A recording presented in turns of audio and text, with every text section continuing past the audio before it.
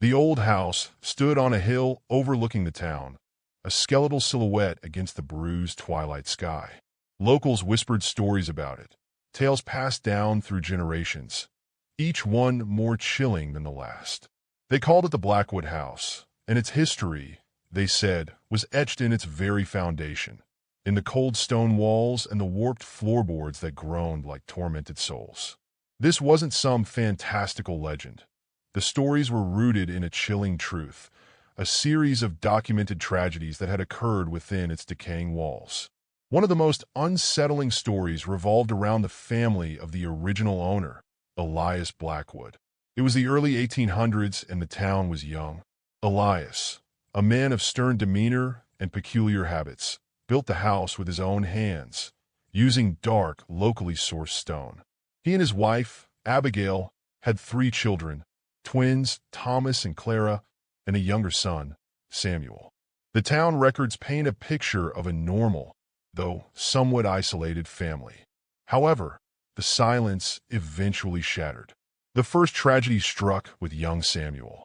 He was found one morning in his crib, silent, his face an unnatural shade of blue, his eyes vacant.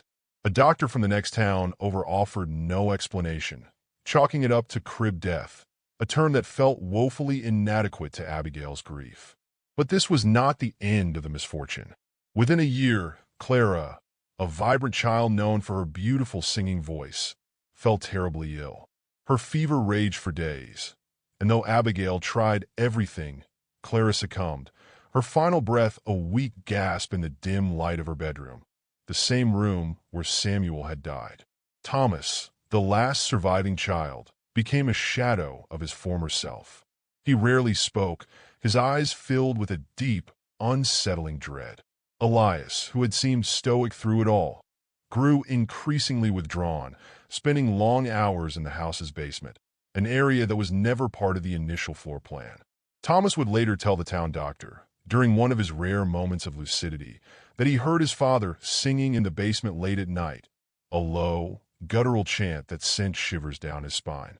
The records then went silent for a few years, and then they explode again. One night, the townsfolk were awoken to the sound of piercing, blood-curdling screams coming from the Blackwood house. They raced up the hill, the bravest of them armed with makeshift weapons, but they found no sign of conflict. The house was still, dark, and ominous. Upon forcing their way in, they found Elias in the basement, his body mutilated, tools scattered around him, and Thomas, standing in the center of the parlor, his face blank, his hands covered in his father's blood. His eyes, the doctor reported, were vacant, as if the light behind them had been extinguished.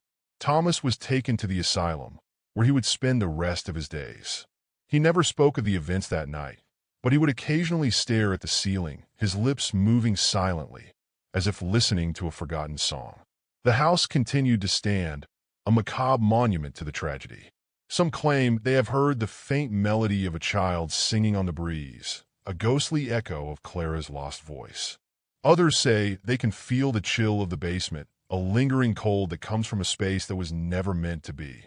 The Blackwood house remains, a testament to the darkness that can fester within the walls of our own lives, a real-life horror story whispered through the ages, proof that sometimes reality is far more terrifying than fiction. It's why no one goes near the hill anymore, especially not at night, when the silence of the house seems to throb with secrets best left undisturbed. They say the blood always stains, and some stains, like the Blackwoods, never fade. They sink into the very fabric of the building and into the history of the town.